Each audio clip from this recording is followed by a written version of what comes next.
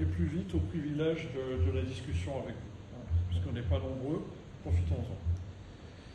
Bon, la question, c'est effectivement, qu'on se pose depuis très longtemps, existe-t-il une langue mère? C'est-à-dire, en fait, une langue, soit une langue originale, soit une langue qui a engendré toutes les langues du monde. Il y en a 7000 à peu près, donc c'est ça la question.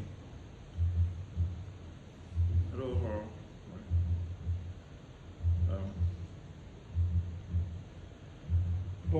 alors cette question, elle n'est pas du tout récente, parce que quand on étudie l'histoire, on voit que au 5e siècle avant Jésus-Christ, le grec Hérodote a écrit que au 7e siècle avant Jésus-Christ, il y avait cette question chez un pharaon qui s'appelait donc Psamménie.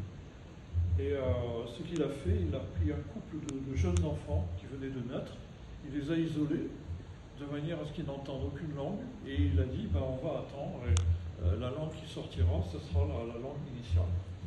Alors ça a duré je ne sais pas combien de temps, pauvres enfants, et à la fin, les enfants ont prononcé le mot Békos.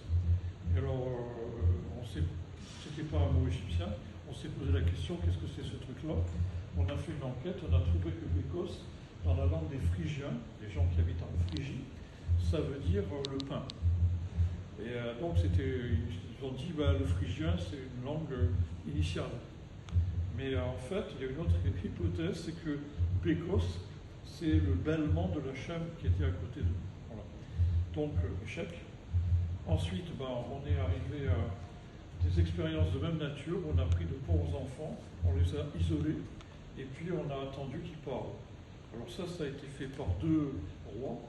Le premier, c'est Frédéric II de Hohenstaufen, au XIIIe siècle, et ensuite par James IV, qui est un roi d'Écosse.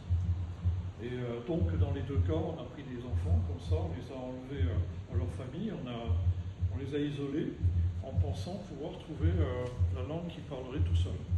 Qu'est-ce qui s'est passé? C'est extrêmement cruel, les enfants sont morts. Manque d'affection, manque de contact, ils sont morts. Donc, on n'a jamais su.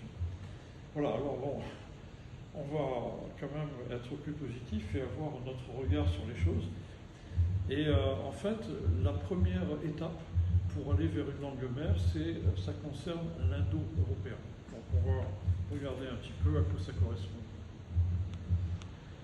Alors, l'indo-européen, c'est quelque chose qui a été découvert il y a assez longtemps. C'était dans les années 1800. Les Indes étaient colonisées par les Anglais. Et il y avait un juge qui était assez cultivé, qui connaissait le latin, le grec et le sanskrit qu'il entendait autour de lui. Et il a été frappé par le fait qu'il y avait des ressemblances entre le latin, le grec et le sanskrit, qui sont extrêmement différents et très loin. Donc il s'est posé des questions et il a pensé qu'il avait derrière tout ça un langage commun. Alors, ce langage commun, ça sera l'indo-européen.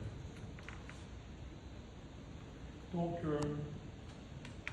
c'est vrai, et il y a donc une famille de langues qui sont des langues indo-européennes, qu'on connaît bien, puisque ce sont les nôtres, mais alors on peut regarder pourquoi les choses sont frappantes de similitude.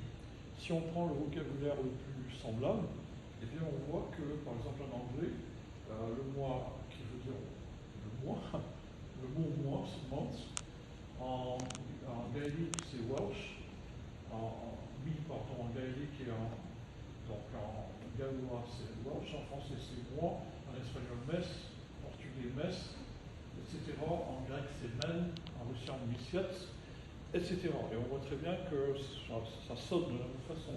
Alors si on prend notre mot comme le nez, par exemple, le nez, alors nose en anglais, en gallois c'est pas terrible, mais après en français, en espagnol, en italien, etc., jusqu'en lituanien, etc., on voit que là aussi il y a des parentés extrêmement fortes. Donc l'idée, ça a été de dire, il y a un ancêtre, c'est l'indo-européen, et puis on va essayer de le découvrir, de le construire. Qui est-il? Où est-il? Bon, donc ce qu'on peut dire, c'est qu'il y a ce qu'on appelle des cognates. Les cognates, conatus en latin, ce sont des mots qui sont effectivement reliés. Et la conclusion de Jones, ce fameux qui a été donc à une réunion de la Société asiatique de Calcutta, qui dit qu'on peut examiner trois langages, le sanskrit, le grec et le latin, de manière à, on peut croire qu'ils ont une même source et pas qui n'existe plus, mais la source est là, elle a engendré tout le reste. C'est ça le point de départ. Donc c'est extrêmement important.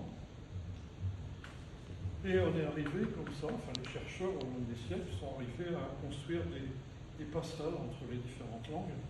Donc qui sont les langues indo-européennes? Bon, il y a les langues germaniques, les langues italiques, comme le latin, les langues romanes, avec toutes les langues qui sont descendantes du latin. Ensuite, oui. On a les langues helléniques, je t'en prie. Est-ce que ça a été découvert avant, si tu veux, les langues comment dire, latines ou germaniques, c'était connu? Non, c'est à peu près dans ce XVIIIe siècle que ça s'est passé. C'est presque simultané, l'idée d'une langue commune avec des gens avant de trouver une langue commune. On a voulu chercher l'ancêtre, on a fait du rangement, on a classé les langues. Et c'est à ce moment-là que ça s'est passé. Donc, il y a eu donc les langues helléniques, alors il y a tout ça, mais ça existe bien sûr. Est-ce que tu peux agrandir Bah, si je touche au truc, ça va s'effondrer. Non, Mario, désolé, mais on reste comme ça. J'expliquerai s'il faut, mais donc après.